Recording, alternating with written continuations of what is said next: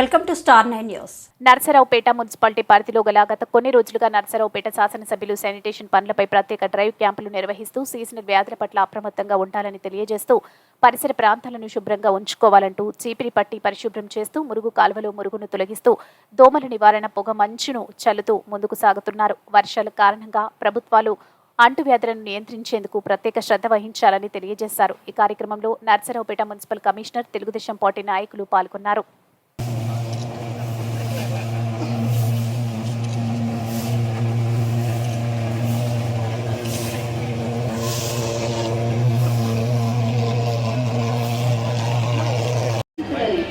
పట్టణంలో సీజనల్ వ్యాధులు dengue, chicken గున్యా, malaria ఇతరత్ర వ్యాప్తి చెందకుండా ముందస్తు చర్యలు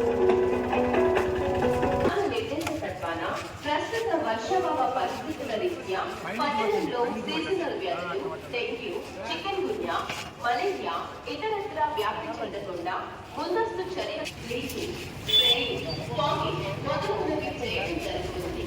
ఇట్లు కమిషనర్ నర్సరావుపేట